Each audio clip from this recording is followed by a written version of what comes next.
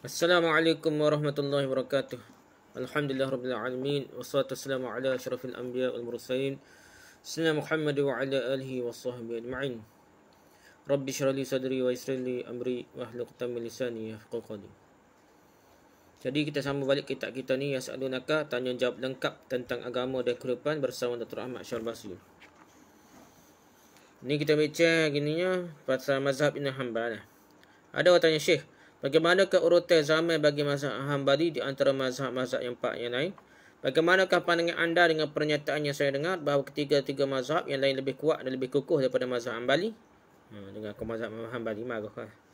Jadi Syekh jawab, mazhab Hanbali adalah mazhab yang disebahkan pada Imam Abu Abdullah Ahmad bin Muhammad Hanbal. Dia adalah seorang mujaddid pembaharu abad ketiga Hijriah, menurut sebahagian peliti seperti Muhammad Rashid Ridha. Jadi mujaddid ni macam-macam, ada kata Imam Ahmad, ada kata Imam Syafi'i dah. Adapun dari segi urutan zaman, mazhab ini menduduki urutan keempat. Kira dia paling akhir lah mazhab yang tersuhur tu. Ini kerana Imam Ahmad bin Hanbal paling akhir lahir ke dunia dibandingkan ketiga imam yang lain. Di dalam kitab Al-A'immah Al-Arba'ah, imam empat mazhab maksudnya, disebutkan bahawa Imam Abu Hanifah adalah imam yang pertama dari keempat imam tersebut kerana dia lahir pada 80 Hijriah lagi dan meninggal pada tahun 150 Hijriah. Imam yang kedua adalah Imam Malik bin Anas kerana ia lahir pada tahun 93 Hijriah dan wafat pada tahun 179 Hijriah. Imam ketiga adalah Imam Syafi'i. Dia lahir pada tahun 150 Hijriah dan meninggal pada tahun 204 Hijriah. Sedangkan Imam Ahmad bin Ibn Hanbal adalah imam yang keempat. Dia lahir pada tahun 164 Hijriah dan meninggal pada tahun 241 Hijriah. Itu kisah tarikh lahir dan tarikh wafat keempat-empat imam paling besar lah mazhab fiqhnya. Di dalam juzuk kedua dari kitab Tarikh Al-Mazahib Al-Islamiyah disebutkan bahawa para ulama telah sepakat bahawa Imam Ahmad bin Hanbal adalah seorang muhaddis. Sebahagian dari mereka mengingkari Imam Ahmad bin Hanbal sebagai seorang faqih seperti para imam yang lain. Ada pula ingkar, dia kata bukan tok guru fiqh, tapi dia tok guru hadis saja. Termasuk di antara yang mengingkarinya adalah Ibn Jarir At-Tabari dan Ibn Qutaybah. Dia kata gitu. Namun penelitian yang lebih dalam terhadap perkataan-perkataan dan fatwa-fatwa yang nukil dari Imam Ahmad bin Hanbal menunjukkan pada kita bahawa dia adalah seorang faqih walaupun sifat sebagai seorang muhaddis yang lebih dominan. Dia banyak cerita bab hadis, tapi dia ada fatwa-fatwa fiqh tu banyak juga dah. Di tengah-tengah kita dapat kita temukan sekumpulan fatwa-fatwa dan nas-nas faqih, nas-nas fiqh yang disebahkan padanya dengan riwayat yang bermacam-macam dan punya sanad yang sampai ke atas. Ada sanad jelas anak murid ya, sampai pada generasi seterusnya ada riwayat fiqh dah. Kaum muslim pun telah menerimanya. Kita tidak berhak untuk menolak sesuatu yang telah diterima oleh kaum muslimin secara umum, apalagi tidak ada dalil untuk itu, untuk menolaknya dah. Jadi Imam Ahmad bin Hanbal ni dikatakan imam empat mazhab dan tersebar seluruh dunia, termasuk di Arab Saudi lah ni. Dia mazhab fiqhnya. Dan tidak betul hak setengah kata kalau mengaji kalau alim hadis tidak alim fiqh. Ada orang yang alim hadis dan alim fiqh, contohnya Imam Ahmad bin Hanbal. Bahkan Imam Syafi'i juga dah. Imam Malik, Imam hadis juga, Imam Syafi'i dah.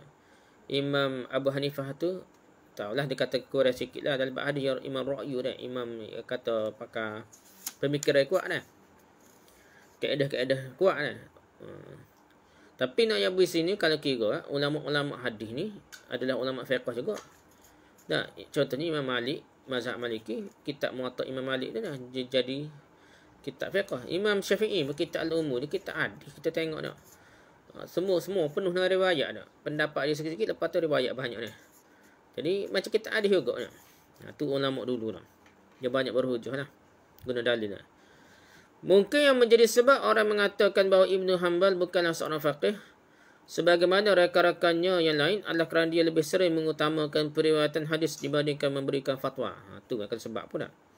Sehingga kadang-kadang hal itu menutupi kefaqihannya. Dia juga pernah melarang orang untuk menuliskan fatwa-fatwanya kerana dia takut fatwa-fatwa tersebut bercampur berbau dengan hadis-hadis Rasulullah SAW yang dia riwayatkan juga, dan juga takut orang yang begitu sibuk dengan masalah-masalah fatwa sehingga kurang memberikan perhatian kepada hadis. Takut orang tu cara kau pendapat dia lebih daripada sumber hadis lah. Sedangkan hadis itu lebih utama lah. Namun larangan India untuk menuliskan fatwa-fatwanya itu tidaklah terus berlangsung kecuali hanya pada sebahagian masa hidupnya. Kemudian setelah itu dia membolehkan orang-orang untuk menuliskan fatwa-fatwanya. Bahkan dia sendiri pun menuliskan fatwa-fatwanya. Sehingga tulisan-tulisan itu menjadi bahagian dari fiqhnya. Memang ada sampai pada anak murid dan seterusnya. Perawi-perawi pendapat-pendapat Imam Ahmad bin Hanbal. Sebab lain dari hal di atas adalah kerana dia berpendirian jika para sahabat bersisih mengenai suatu masalah, maka dia mengambil semua pendapat para sahabat tersebut dan menganggap semuanya cocok untuk masalah tersebut. Demikian juga sikapnya berkaitan dengan pendapat para tabi'in. Dia tidak cenderung untuk memperkuatkan sebahagian pendapat atas sebahagian pendapat yang lain. Dia terima belaka pendapat. Lepas tu, jadi meraihkan semua pendapat lah. Sebab berikutnya adalah kerana para peneliti merasa ragu mengenai penisbahan sebahagian masalah-masalah fiqh terhadap kepada Imam Ahmad bin Hanbal. Ada orang ni yang ada beberapa anak murid dia meriwayatkan pendapat-pendapat dia, tapi ada ulama lain tu, ulama kedua tu yang ragu-ragu betul ke pendapat Imam Ahmad begini lah.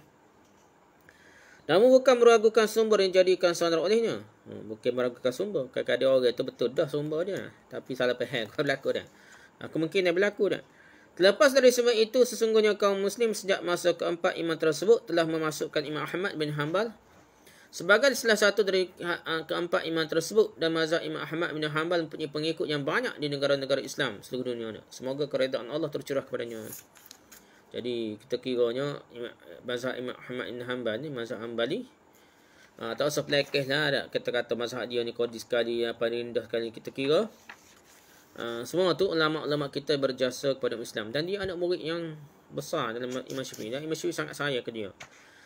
Imam Ahmad bin Hanbal sentiasa mendoakan Imam Syafi'i. Dalam semaya kau dalam jadi nak bunyi Imam Ahmad bin Hanbal ni sentiasa ingat pada tok guru dia, iaitu Imam Syafi'i. Jadi saling lengkap melengkapi lah. Tak perlu taksub mazhab, taksub pendapat mazhab Syafi'i ke Ahmad bin Hanbal ke. Kita tengok mana lebih kuat dengan hujah yang kita faham lah dah. Memanglah kita tidak muktamad dah. Masing-masing ada pendapat dah. Mana kita rasa lebih tenang mendekati dalil, maka itulah pendapat yang kita terima dah. Antara Bukhari dan Muslim, apakah perbezaan yang mendasar antara Sahih Bukhari dan Sahih Muslim? Manakah di antara kedua-duanya yang lebih wajib dipegang dalam penetapan hadis-hadis Nabi sallallahu alaihi wasallam yang sahih? Syekh ni jawab. Kata sahih di sini maksudnya adalah sebuah kitab yang merupakan kumpulan hadis-hadis yang telah terbukti kesahihannya melalui cara-cara tertentu. Untuk mengetahui nilai masing-masing dari kitab Sahih Bukhari dan kitab Sahih Muslim, alangkah baiknya kita terlebih dahulu mengenal sekilas biografi masing-masing dari kedua orang tersebut. Imam Bukhari nama lengkapnya adalah Abu Abdullah Muhammad bin Ismail bin Ibrahim bin Mughirah. Dia adalah seorang penyusun kitab-kitab hadis yang agung dan mempunyai kedudukan yang tinggi dalam ilmu pengetahuan tentang hadis dan sunnah Rasulullah SAW. Dia dilahirkan di Bukhara pada tahun 194 Hijriah. Dia mengembara dari satu tempat ke tempat yang lain untuk menuntut ilmu dan mendengar ilmu dari 1000 orang guru. Dia sangat terkenal kecerdasannya. Ia menyusun kitab sahihnya dalam masa 16 tahun. Bukan 16 tahun. Dengan menyaringnya dari 600,000 hadis. Imam Bukhari berkata, aku telah menjadikannya sebagai hujah antara aku dengan Allah SWT. Siapa tahu tu Imam Bukhari kata. Dia tidak meletakkan sebuah hadis pun dalam kitab sahihnya, kecuali setelah itu dia melakukan salat 2 rakaat sebagai tanda terima kasih kepada Allah SWT. Dia begitu teliti dalam menyelidikinya dan meneliti hadis satu persatu, baik dari segi riwayat maupun para perawinya, sehingga dia benar-benar rasa yakin akan kesahihannya. Oleh kerana itu, para ulama mengatakan bahawa kitab yang paling sahih setelah Al-Quran adalah kitab sahih Imam Bukhari. Imam Bukhari wafat pada tahun 256 Hijriah. Adapun Imam Muslim, nama lengkapnya adalah Abu Husain Muslim bin Hajjaj bin Muslim Al-Qushairi An-Naisaburi. Dia salah satu pilar tiang hadis. Imam Muslim ni anak murid pada Imam Bukhari ni. Dia dilahirkan pada tahun 204 Hijriah. Dia begitu sering berpindah tempat untuk mencari ilmu. Selain itu, ia seorang yang dapat dipercayai. Dia mengatakan, aku menyusun musnad sahih ini dari 300,000 hadis yang terdengar. Dia wafat pada tahun 261 Hijriah. Imam Muslim pernah berbicara mengenai Imam Bukhari sebagai pendahulunya, untuk guru dia lah, sebagai berikut. Tidak ada orang yang mencelamu kecuali orang yang hasad. Hasad lagi. Dan aku bersaksi bahawa tidak ada dunia ini orang yang seperti kamu. Seperti Imam Bukhari tak ada orang setara itulah alim dan bijak. Muslim senantiasa membela dan meninggikan derajat Bukhari di antara imam hadis yang lain. Majoriti ulama memandang bahawa kitab Sahih Bukhari lebih teliti, lebih sahih dan lebih luas di dalam penyusunan hadis. Oleh kerana itu, tak kala seorang mencari sebuah hadis Rasulullah SAW dan kemudian dia menemukannya di kitab Sahih Bukhari, dia merasa yakin akan kesahihan hadis tersebut dan ketinggian darjatnya. Walau demikian, apabila sebuah hadis ditemukan dalam kitab Sahih Muslim, maka hadis tersebut juga diyakini kesihannya juga. Sekuat-kuatnya hadis adalah hadis yang diriwayatkan oleh Imam Bukhari dan Imam Muslim sekaligus. Bukhari Muslim lah, ataupun Syaikhain muttafaqun alaih. Hadis jenis ini dikenal dengan sebutan muttafaqun alaih, telah disepakati oleh Bukhari dan Muslim lah. Artinya hadis tersebut baik dari segi riwayat dan penetapannya telah disepakati oleh kedua-dua imam besar tersebut. Terdapat sejumlah banyak hadis yang disepakati oleh kedua imam hadis tersebut. Jadi banyak, bukan sedua sikit lah, banyak beratus. Beribu tak ada, beratus tak ada. Iaitu hadis-hadis yang berkata sepakat antara Imam Bukhari dan Muslim. Oleh kerana itu, bagi seorang yang hendak mengetahui kesahihan suatu hadis, hendaknya dia memulai mencarinya dalam kitab Bukhari dahulu. Jika dia menemukannya, maka dia dapat merasa yakin kepadanya. Jika dia tidak menemukannya dalam kitab Sahih Bukhari, hendaknya dia merujuk pada kitab Sahih Muslim pula. Jika dia menemukannya, dia dapat merasa yakin juga kepadanya. Jika dia menemukan hadis tersebut pada kedua kitab Sahih tersebut, maka keyakinannya terhadap hadis tersebut semakin bertambah-tambah. Jadi nak punya tahap keyakinan lah. Untuk berhujjah, untuk dipegang, untuk diyakini lebih kuat pada kitab hadis ni. Seterusnya, Sayyid Ahmad Badawi. Ada orang tanya Syekh ni, saya ingin mengenal sekilas tentang kehidupan Sayyid Ahmad Badawi. Apakah dia berasal dari negeri Morocco sekarang? Morocco Maghribi sekarang. Tadi Syekh jawab, Sayyid Ahmad Badawi adalah seorang Sayyid yang bernama Ahmad bin Ali bin Ibrahim.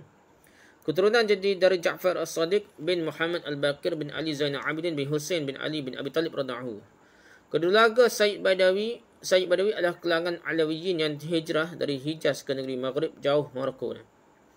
Pada masa pemerintahan Hajjaj bin Yusuf As-Saqafi, dia lagi jauh nak. Dikatakan zalim ya, Hajjaj bin Yusuf As-Saqafi ni lagi jauh dia, sampai ke Morocco, Maghrib ujung Afrika ada. Sayyid Ahmad Badawi dilahirkan di kota Fas, Morocco pada tahun 596 Hijriah, bertepatan dengan tahun 1200 Masihi.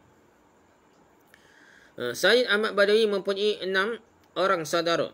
Diceritakan bahawa tak kala ibunya melahirkannya, ibunya bermimpi melihat orang yang mengatakan kepadanya, "Berbahagialah kamu kerana engkau telah melahirkan seorang anak yang tidak seperti kebanyakan anak yang lainnya." Telah tampak kezuhudan pada diri Sayyid Ahmad Badawi sejak masa kecilnya. Dia mendalami ilmu tasawuf dari syekhnya Abdul Jalil Al-Naisaburi. Pada umur 7 tahun, dia pergi ke Mekah bersama ayahnya. Di tengah perjalanan menuju Mekah, mereka tinggal lama di Mesir. Setelah itu, Sayyid Ahmad Badawi terkenal dengan sifat waraknya, ketaatannya terhadap agamanya, dan keberaniannya. Dia terbiasa melakukan khalwat di gua yang terletak di sebelah gunung dekat kota Mekah. Cerita tasawuf kita dia nak. Tetap gua, bukan tapa dia, masjid. Setelah itu bersama saudara laki-lakinya dia pindah ke Iraq untuk mengembara mengelilingi Iraq. Sehingga akhirnya dia termasyhur sebagai seorang sufi. Diceritakan bahawa dia bertemu dengan Sayyidah Fatimah binti Barak, seorang wanita yang kaya dan sangat cantik, dan Sayyid Ahmad Badawi memberikan nasihat kepadanya. Kemudian Sayyid Ahmad Badawi kembali ke Mekah pula. Berapa lama kemudian dia pergi ke kota Tanta, Mesir dan Tanta. Dan itu dilakukannya pada tahun 635 Hijriah. Di sanalah kemudian terjalin persahabatan antara dirinya dengan Sayyid Ahmad Abdul Al, yang merupakan sahabatnya pertama dan yang menjadi penggantinya sepeninggalan dia dah. Jadi ganti tarekat dia apa Allah alam lah. Sayyid Ahmad Badawi mempunyai ucapan-ucapan yang berisi nasihat seperti engkau mestilah banyak berzikir dan janganlah engkau termasuk orang yang lalai. Itu contoh-contoh ayat dia lah. Juga orang yang paling baik akhlaknya di antara kamu adalah orang yang paling banyak imannya kepada Allah. Akhlak yang buruk merosakkan amal soleh, sebagaimana cuka merosakkan madu. Kata gitu. Salah satu syair yang dinisbahkan kepadanya adalah, Ya Ilahi, engkau adalah ahli ihsan. Dari mula bersumber semua kedermawanan dan keutamaan. Ya Ilahi, hatiku tertidur dalam angan-angan dan keadaanku tidak membahagiakan kawan. Ya Ilahi, pakaian badanku telah dikotori oleh dosa-dosa yang selamanya berat untuk ditanggung. Ya Ilahi, anugerahkanlah ampunan kepadaku Kerana kini aku tengah bersimpuh dengan hina dan hancur di hadapan pintumu. Saya Ahmad Badawi mempunyai julukan dan panggilannya bermacam-macam. Di antaranya adalah Syarif, Imam, Fatah, Kutub dan yang lainnya. Macam-macam. Sebenarnya orang Kedia yang boboh ni. Kadang-kadang dia sendiri tak tahu menahu pun dah. Tak tahu menahu. Tapi orang Kedia ni tak sok. Tok Guru ni, saya doa ke Tok Guru ni, nak cinta doa ke Tok Guru.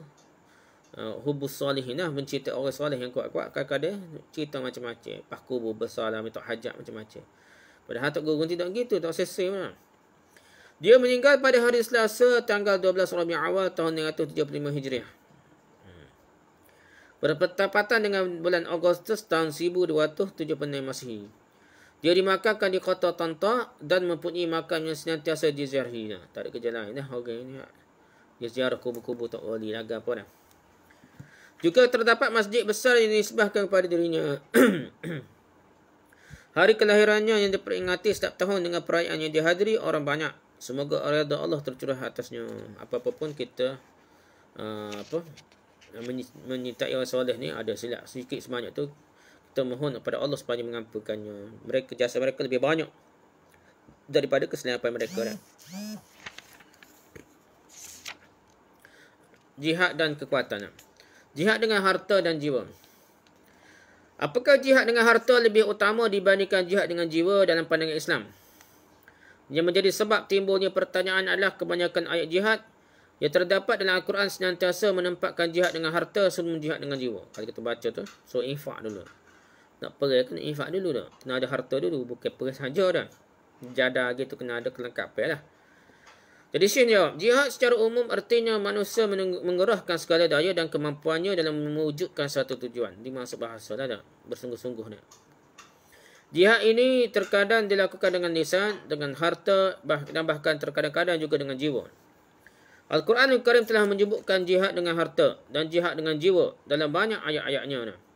Dan menyebutkan jihad dengan harta sebelum jihad dengan jiwa. Dengan itulah jiwa dia sampai mati ke diri. Allah SWT telah berfirman dalam surah Al-Hujurat ayat 15 yang bermaksud, sesungguhnya orang-orang yang beriman hanyalah orang yang beriman kepada Allah dan Rasulnya. Kemudian mereka tidak ragu-ragu lagi dan mereka berjihad dengan harta dan jiwa mereka pada jalan Allah. Di dalam surah At-Taubah ayat 88 yang bermaksud, Al-Quran mengatakan, maksudnya, tetapi Rasul dan orang beriman bersama dia berjihad dengan harta dan diri mereka. Harta dulu bagi mereka dah. Dalam surah At-Taubah ayat 41, Al-Quran juga berkata, maksudnya, berangkatlah kamu baik dalam keadaan merasa ringan maupun merasa berat. Dan berjihadlah dengan harta dan dirimu di jalan Allah. Dalam surah As-Saf ayat 11, Allah SWT beriman yang bermaksud, iaitu kamu beriman kepada Allah dan Rasulnya dan berjihad jalan Allah dengan harta dan jiwamu. Dalam surah An-Nisa ayat 95, Allah SWT beriman yang bermaksud, dan Allah melebihkan orang yang berjihad atas orang yang duduk dengan pahala yang besar. Apa yang menjadi rahsia dalam mendahulukan jihad dengan harta atas jihad dengan diri? Sebab apa Quran sebut jihad harta dulu barulah dengan diri?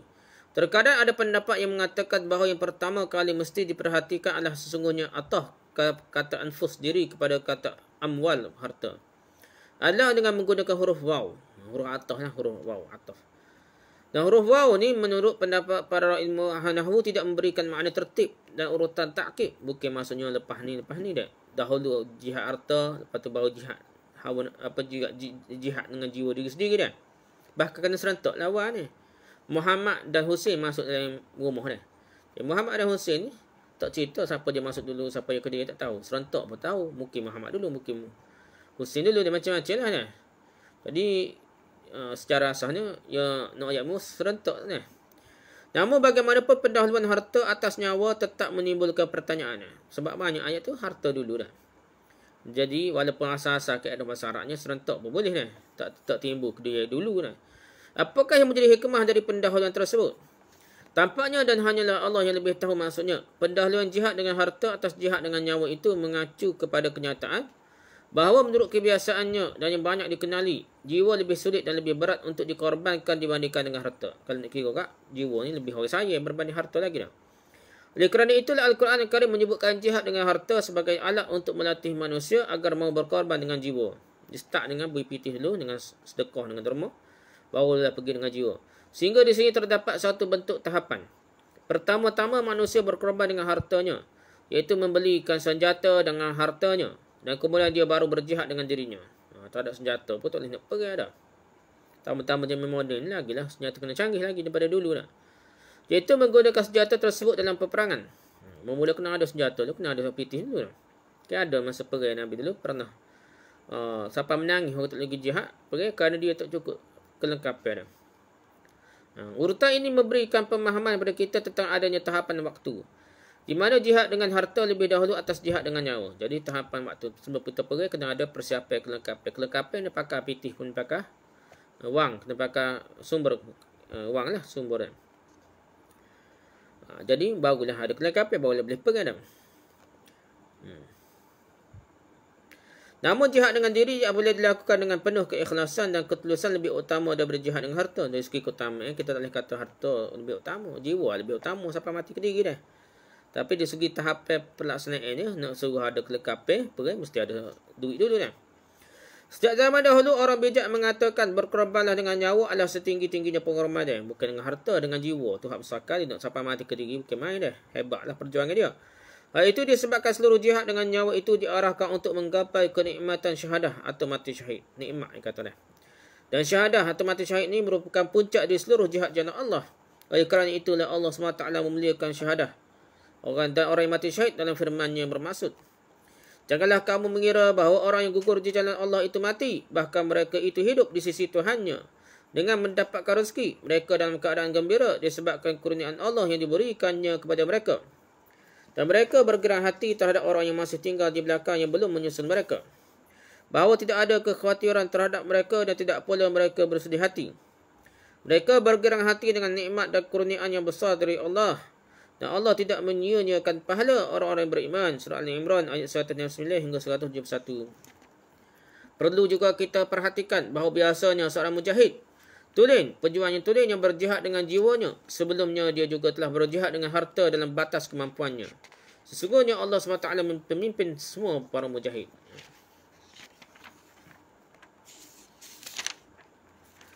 Cara meraih kemenangan. Ada tanya Syekh, apakah kekurangan yang ada pada kaum muslimin sekarang?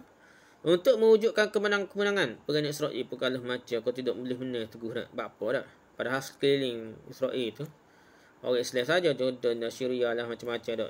Orang Saudi dah apa dah. Sebagaimana ia telah diperolehi oleh kaum muslimin pada masa-masa awal Islam, pada masa-masa dulu ni, orang kecil orang Islam ni, orang kafir takut berlaku, memang kekuatan yang sangat kuat dah. Okey, jadi Syekh ni jawab, jalan kemenangan memerlukan banyak sekali alat dan sebab-sebab pendukung. Kita kena ada sunnatullah sebab dan akibat lah, kena bincang dia. Salah satu alat kemenangan tersebut adalah melakukan persiapan dengan baik. Nak menang-menang ni bukan jadak gitu, dia kena ada persiapan yang baik, perancangan yang baik. Kerana Allah SWT telah berfirman yang bermaksud dan siapkanlah untuk menghadapi mereka kekuatan apa saja yang kamu sanggup. Surah An-An'am ayat 60. Jadi, Al-Quran sendiri pun bukan serupa itu, tapi suruh siapkan persiapan yang baik sehingga kekuatannya mampu mengalahkan musuh dah tak? Kena kuat, kena mampu. Yang kamu sanggup dah. Sedaya upaya dah. Kekuatan di sini mencakupkan kekuatan materi, inilah kekuatan senjata, apa dah? Kekuatan ilmiah, kekuatan mental dan kekuatan akhlak. Kena ada belakang. Sehingga orang-orang yang beriman lebih kuat dari musuh-musuh mereka. Doa yang demikian itu akan menggetarkan hati mereka. Kalau orang beriman itu kuat iman dia boleh menggetarkan musuh. Termasuk juga kekuatan yang dimasukkan adalah berpadu dan bersatunya umat. Ini pun maksudnya besar lah. Kadang orang kafir ni pisah cocok hari ni. Cocok hari ni sebab sama-sama Islam ni supaya balah. Kerana itulah punca kelemahan umat Islam. Kalau orang Islam balah tak bersatu, jadi kuat lah orang kafir ni. Kerana Allah SWT telah berfirman dalam surah Al-Imran ayat 103 yang bermaksud, dan berpeganglah kamu semuanya kepada tali agama Allah dan janganlah kamu bercerai-berai. Dan ingatlah akan nikmat Allah kepadamu ketika kamu dahulu masa jahiliah bermusuh-musuhan. Maka Allah menjinakkan antara hatimu, lalu menjadilah kamu kerana nikmat Allah orang yang bersaudara. Dan kamu telah berada di tepi jurang neraka, lalu Allah menyelamatkan kamu daripadanya. Demikianlah Allah menerangkan ayat-ayatnya kepadamu agar kamu mendapatkan petunjuk. Termasuk persiapan yang mesti dilakukan untuk menggapai kemenangan adalah menanamkan ruh jihad yang diyakini oleh setiap individu mukmin sebagai kewajipan syariat atas diri mereka. Allah SWT telah mewajibkan setiap orang yang mampu membela kesucian dan kehormatan untuk membela akidah dan keyakinan. Untuk membela negara dan tanah air, Rasulullah SAW telah bersabda mafhumnya. Barang siapa yang terbunuh dalam membela hartanya, maka dia mati syahid. Barang siapa yang terbunuh dalam membela kehormatannya, maka dia mati syahid. Barang siapa yang terbunuh dalam membela kaumnya, maka dia mati syahid. Dan barang siapa yang terbunuh dalam membela agamanya, maka dia mati syahid. Semua banyak perkara lah. Harta, bela harta pun mati syahid. Kehormatan tu mati syahid. Bela kaum pun mati syahid. Bela agama pun mati syahid. Jadi 4 perkara dah. Harta, kehormatan, kaum dan agama dah. Boleh mati syahid belakang dah. Dalam Al-Quran Al-Karim banyak terdapat ayat-ayat yang mendorong kepada motivasi jihad. Seperti firman Allah SWT dalam surah Al-Ankabut ayat 69 yang bermaksud. Dan orang-orang yang berjihad untuk mencari kerajaan kami, benar-benar akan kami tunjukkan pada mereka jalan-jalan kami. Wala nahdiyannahum subulana. Dan sungguhnya Allah benar-benar berserta orang yang berbuat baik. Wa innallaha ma'al muhsinin. Jadi Allah akan sentiasa bersama dengan orang yang berbuat baik. Dalam surah Al-Baqarah ayat 218 Allah SWT berfirman yang bermaksud sungguhnya orang-orang beriman, orang yang berhijrah dan berjihad jalan Allah, maka itulah mengharapkan rahmat Allah. Allah SWT juga berfirman dalam surah At-Taubah ayat 41 yang bermaksud, berangkatlah kamu baik dalam keadaan merasa ringan ataupun merasa berat, dan berjihadlah dengan harta dan dirimu jalan Allah. Demikian juga Allah SWT berfirman yang bermaksud, dan berjihadlah kamu pada jalan Allah dengan sebenar-benar jihad. Surah Al-Hajj ayat 78. Berikutnya dalam surah An-Nisa ayat 95 Allah SWT berfirman yang bermaksud, dan Allah melebihkan orang yang berjihad atas orang yang duduk dengan pahala yang besar. Hal lain yang akan mendorong kepada kemenangan adalah penanaman roh dan semangat untuk mau mati syahid. Dia kena ada semangat mati syahid yang tinggi baru boleh menang. Kalau nakut angin tak boleh menang. Kerana syahadah mati syahid merupakan puncak dari jihad. Jika para mujahid telah menggenggam jiwa-jiwa mereka di tangan dan benar-benar siap mempersembahkannya di jalan Tuhan mereka, maka mereka akan menjadi kekuatan yang tidak akan dapat dikalahkan musuh. Allah SWT telah menyediakan hal terbaik bagi mereka, yakni para syuhada. Allah SWT berfirman yang bermaksud, janganlah kamu mengira bahawa orang yang gugur di jalan Allah itu mati. Bahkan mereka itu hidup di sisi Tuhannya dengan mendapat rezeki. Mereka dalam keadaan gembira disebabkan kurniaan Allah yang diberikannya kepada mereka. Dan mereka bergerang hati terhadap orang-orang yang masih tinggal di belakang yang belum menyusul mereka, bahawa tidak ada kekhawatiran terhadap mereka dan tidak pula mereka bersedih hati. Mereka bergerang hati dengan nikmat dan kurniaan yang besar dari Allah, dan bahawa Allah tidak menyia-nyiakan pahala orang yang beriman. Surah Al-Imran ayat 169 hingga 171. Faktor lain yang menyebabkan kemenangan adalah mempersiapkan diri untuk bersabar dan berkepanjangan dalam peperangan. Jadi perang ni bukan semata makan tahun dah. Di Syria pun bukan tak berapa tahun dah. Kalau nak menang kena sabar lah dah. Kena gerila dah. Macam-macam lah dah. Kerana Al-Quran Al-Karim berkata dalam surah Ali Imran ayat 200 bermaksud, hai orang yang beriman, bersabarlah kamu dan kuatkanlah kesabaranmu. Dan tetaplah bersiap siaga di perbatasan negerimu dan bertakwalah kepada Allah supaya kamu beruntung. Juga dalam surah At-Taubah ayat 52 yang bermaksud, katakanlah tidak ada yang kamu tunggu-tunggu bagi kami kecuali salah satu dari kedua kebaikan, dan kami menunggu-nunggu bagi kamu bahawa Allah akan menimpakan kepadamu azab yang besar di sisinya, atau azab dengan tangan kami. Sebab itu tunggulah, sungguhnya kami menunggu-nunggu bersamamu. Surah At-Taubah ayat 52. Jadi orang Islam tunggu. Orang Islam ni tunggu sama ada mati syahid kebaikan juga, ataupun membunuh, mengalah orang kafir pun kebaikan juga dah. Dan tunggulah sama ada dan mati syahid, kami mati, orang Islam mati syahid ataupun orang kafir tu mati di tangan orang Islam. Jadi paling tunggu kita tengok dah. Gitulah. Ayat ni ayat berani lah dah dalam Quran dah. Faktor lain yang mendorong kepada kemenangan adalah ketaatan pada Allah Azza wa Jalla, melaksanakan segala perintahnya dan menjauhi segala larangannya. Nak perang, nak berjihad, nak perang ni jangan buat dosa. Kalau buat dosa, rahmat Allah, pertolongan Allah tak turun. Gitulah nak. Kerana Allah SWT telah berfirman yang bermaksud, jika engkau menolong Allah, maka Allah akan menolongmu dan mengukuhkan kaki-kakimu. Surah Muhammad ayat 7. Sekarang lagi lah nak ni masalah jihad setengah-setengah ni. Ada unsur jin ni, guna rajah ni. Macam hari itu dilihat datu lah, golongan apa panggil di Filipina tu, dia kata asal-asal Sabah ni dia mereka dah dilihat datu di perang. Jadi masalahnya pakaian penuh dengan raja-raja, tangkal-tangkal jihad gapo dah ada unsur syirik dah. Benda ni masalah Melayu pun dulu perang antara Melayu Cina gapo tahun 1969 pun. Dok soh cerita pedai terbel lah dok. Dipanggil gapo istilah dia dah. Jadi benda-benda itu bukan jihad dah. Kalau mati pun dok. ada unsur-unsur jin, unsur-unsur sihir. Jadi unsur sihir ni kita mati ke apa? Mati sia-sia, kena mati dah. Kalau hidup penuh dengan kehinaan, jadi hamba kepada jin dan syaitan iblis ni. Kita kata lawan jin, lawan kafir kononnya, tapi ada unsur syirik, tak ada pihak sikit abuk dah. Jadi kita kena faham. Oleh sebab itu kita kadang-kadang kita tengok orang Melayu kan ada lawan putih kalah tu. Mungkin orang kata satu ni kelengkapan. Selagi ada unsur-unsur gini memang ada orang Melayu dulu dah. Silat kita pun silat lah ni, orang Melayu silat dah. Ni saya dengar cerita dan saya sendiri pun ada belajar juga dah. Adalah unsur-unsur khurafat, ada unsur-unsur kadang-kadang nak jadi syirik pun ada setengah dah. Buat tangkal setengah-setengah dah. Ada upacara-upacara yang ada unsur-unsur keraguan dah. Lepas tu kita nak pergi lewat kafir dengan ada unsur-unsur yang syirik, kita takut dah.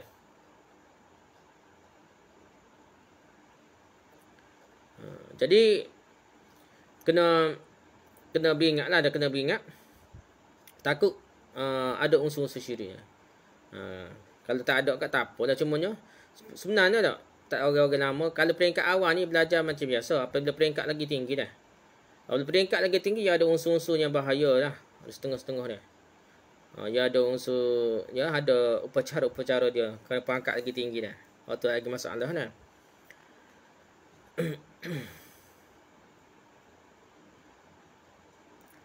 Al-Faruq Umar bin Khattab radhiyallahu telah menulis wasiat.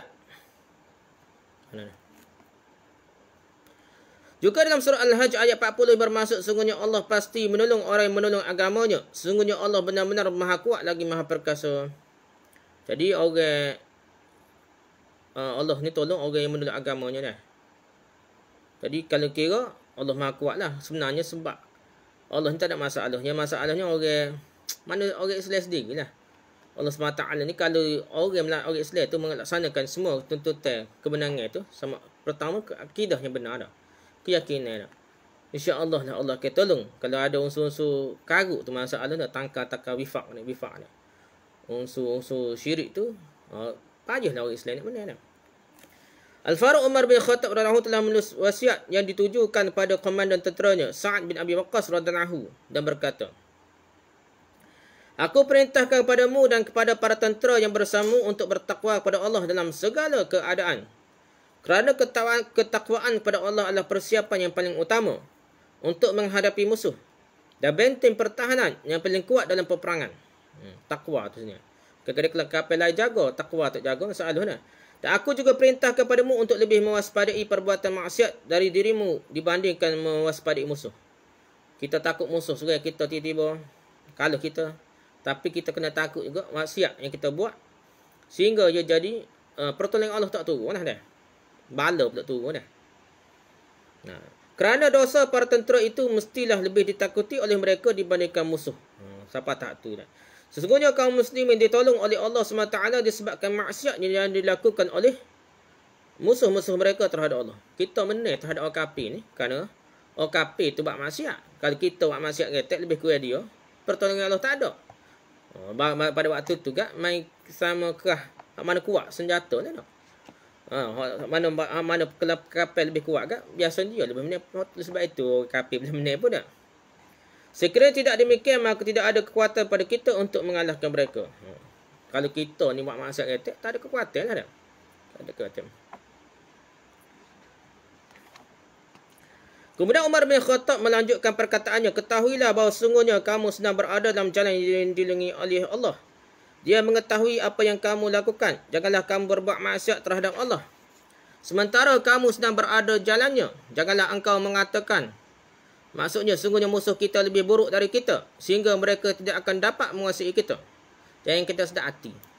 Tak berasa orang lain ni, orang kafir ni jahat dah.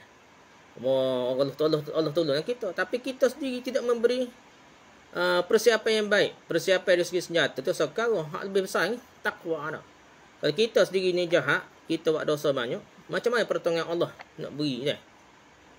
Nak beri pertolongan Allah ni macam mana Allah akan beri kemenangan pada kita kalau kita ni banyak unsur-unsur yang tidak betul dah. Unsur-unsur syirik, unsur-unsur yang tidak betul-betul bertawakal pada Allah dah. Benda ni kena muhasabah dah, banyak berlaku dah. Dia jangan faham Wahabi dah. Dia kena faham istilah ni, ada dok tanya pasal Wahabi. Dia kena faham syirik ni Asy'ariyah pun lawan dak. Asy'ariyah sendiri pun dak. Imam mazhab ulama-ulama besar ni mazhab Syafi'i sama ada yang Salafi ataupun betul-betul Asy'ariyah pun sendiri kuat melawan benda-benda syirik ni. Dia perkara lain. Syirik ni benda lain. Syirik ni dia bukan daripada segi fahaman metod memahami sifat-sifat Allah.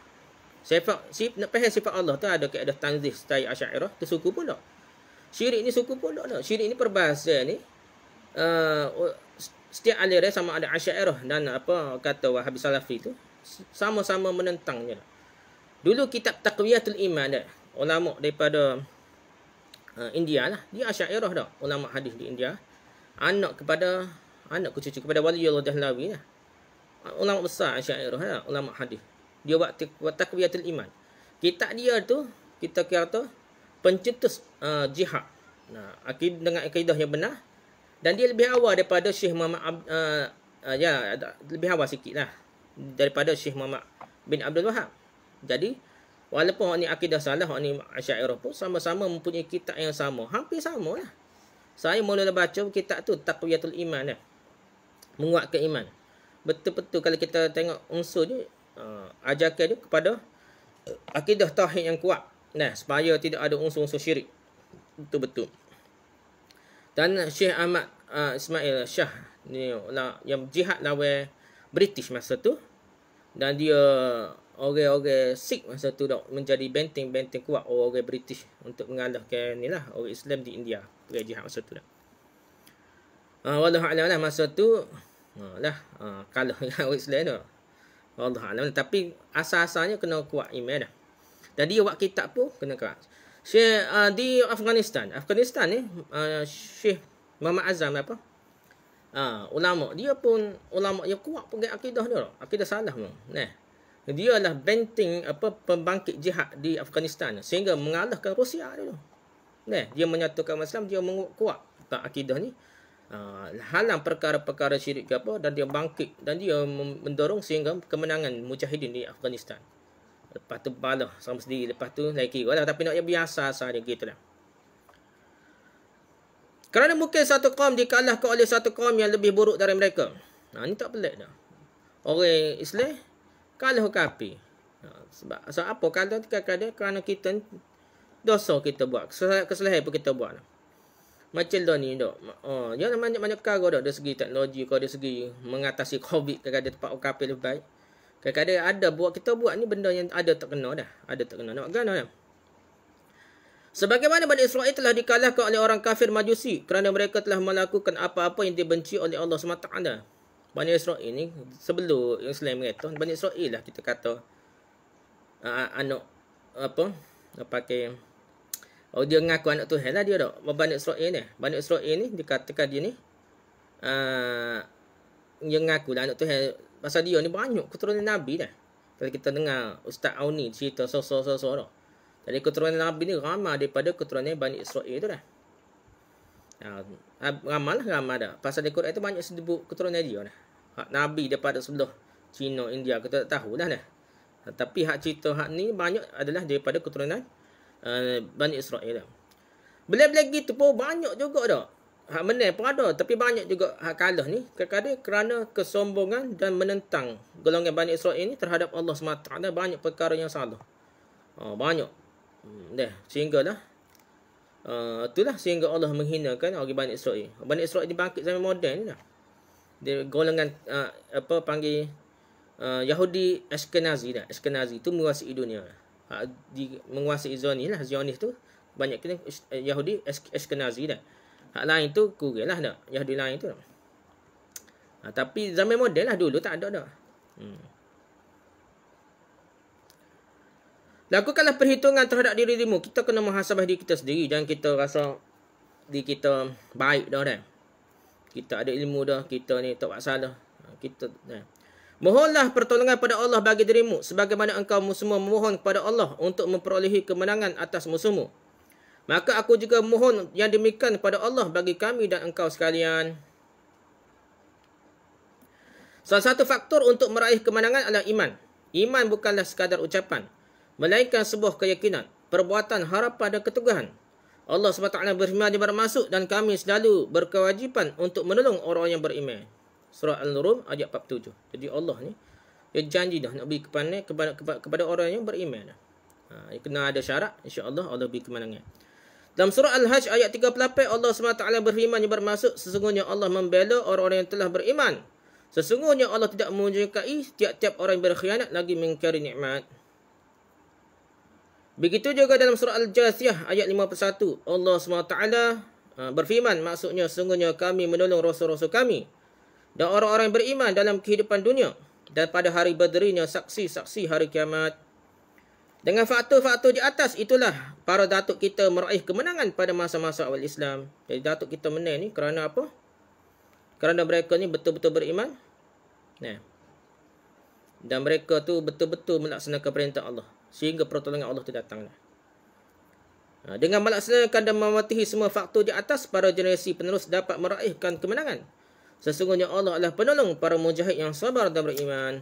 Itulah faktor pun kita baca tadi lah. Umar Al-Khattab menulis wasiat ditujukan pada komander dia, Sa'ad bin Abi Waqqas.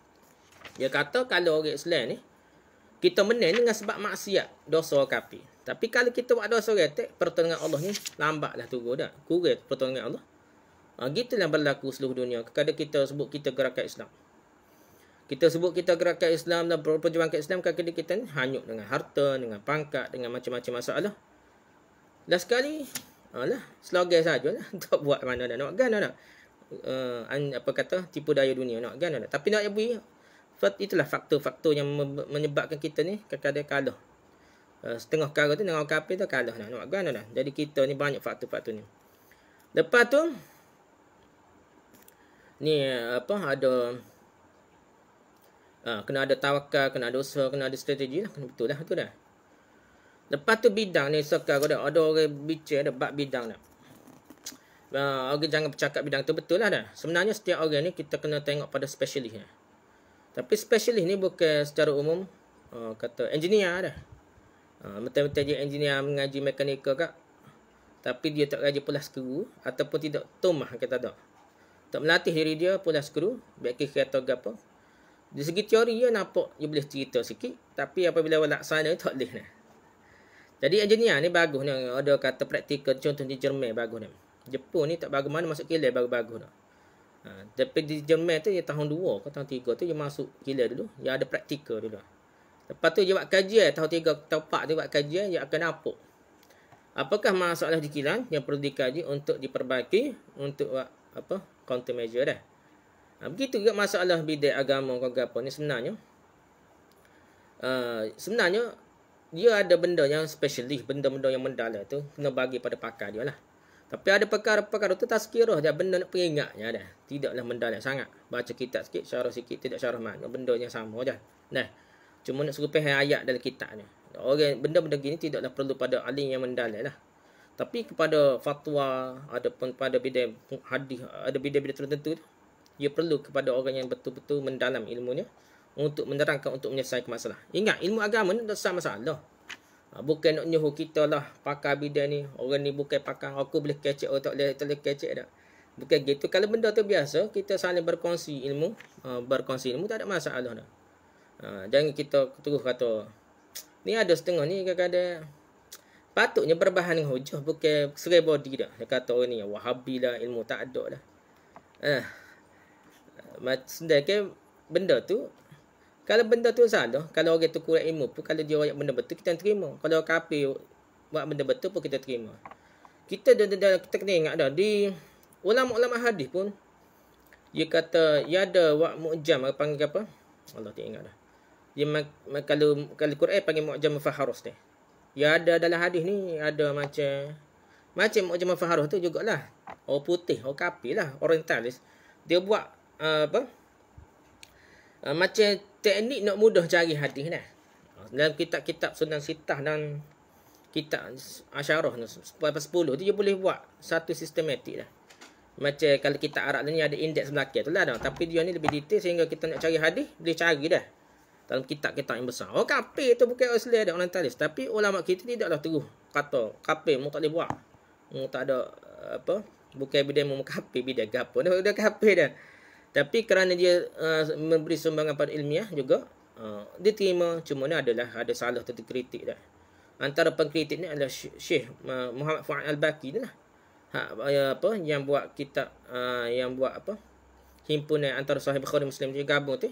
Yang disepakati dalam Sahih Bukhari Muslim dia buat kitab dah. Itu Syekh Fuad Muhammad Abdul Baqi. Dia pun buat kajian, dia mengkritik kajian orang tulis, tapi dia tidaklah kata 100% tolak dah.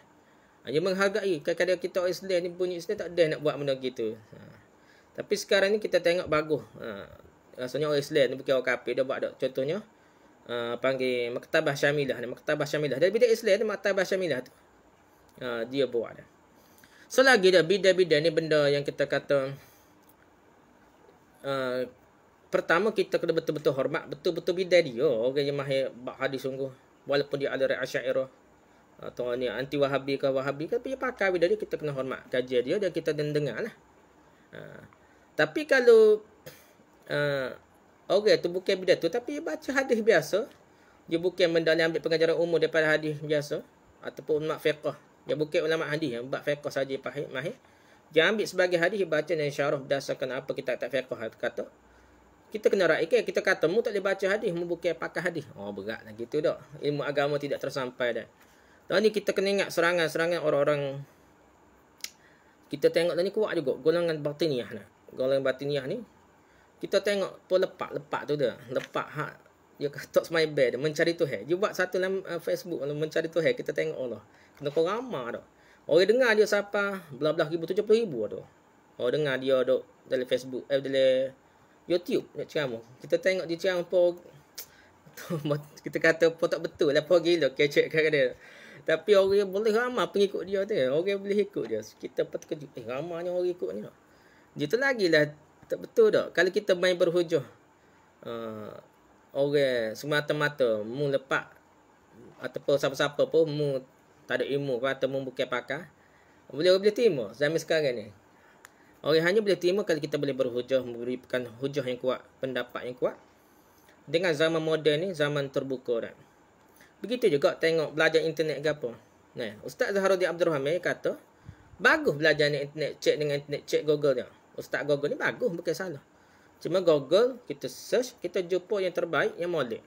Contohnya dalam law ni sekarang, yang saya kata bagus sangat ialah Mufti Wilayah dia. Mufti Wilayah ni ada satu laman web yang kata ilmiah, yang banyak menjawab permasalahan umat zaman ni. Dr. Zulkifli Al-Bakri lah dulu pengasas dia dah. Tapi jadi Menteri Agama lah. Tapi dia nak video buat sistematik dah. Dulu aktif lah, nampak sekarang ni kurang sikit, tapi dulu aktif lah laman web dia tu, laman Mufti Wilayah. Jadi gitu kita nak dah cari Google, kalau jumpa dengan betul tak ada masalah dah. Dia pakai dia pasti dia kena cari. Kalau kita tengok bab dalam specialist bidang yang mahir sungguh, contohnya Dr. Zaharuddin Abdul Rahman pakai ekonomi Islam, pakai bidang kewangan Islam. Nak carilah orang lain, ustaz mana-mana pun tak boleh lawan dia dah. Dr. Basit hebat pun dia akan dengar dulu Dr. Zaharuddin Abdul Rahman akan pakai dah. Mana bidang dia. Bahagian fiqh pun Dr. Abdul Basit contohnya nak. Dia PhD dalam bidang fiqh dah. Mazhab Syafi'i lah dah. Contoh gitulah orang bidang hadis macam-macam aliran lah. Ada antara Dr. Kamilin Jamili ni. Kalau kita Dr. Rozami ataupun ada dalam aliran bertangan tu Khafiq Surani dah. Dia ni orang sufi. Tapi dia bahagian hadis, kita nak pakai lah, kita dengar pendapat dia. Tapi kalau ustaz lain tu dia bercakap agama, ya sekadarnya lah, sekadar ilmu dia, tidak salah lah. So lagi kita kena ingat lah, ustaz ke apa ni, ngaji ni nak, you kena berterus lah. Kalau klik pada Mesir, tak baca kitab ke apa, ya kehil lagi tu, jadi ilmu macam engineer lah tak. Kerja engineer lepas tu ngajar cikgu, tak kurang. Aplikasi ilmu engineer dia lah. Dia akan semakin berkurang. Kalau ngajar fizik, dah sikit tak. Nak tinggal fizik pula. Ngajar benda lain, kau kurang dah. Tambah-tambah tidak ada praktikal lah. Dia kena ada praktikal. Kena hidup dengan kitab lah. Baca semua. Kalau kita bergaul, kita akan nampak lah. Ustaz ni macam jenis. Ada setengah tu boleh jadi rujukan. Tanya apa boleh jawab lah, boleh merujuk dah. Setengah tu tanya apa tahu belakang. Pelik dari Mesir juga dah. Sama-sama pelik Mesir lah yang orang.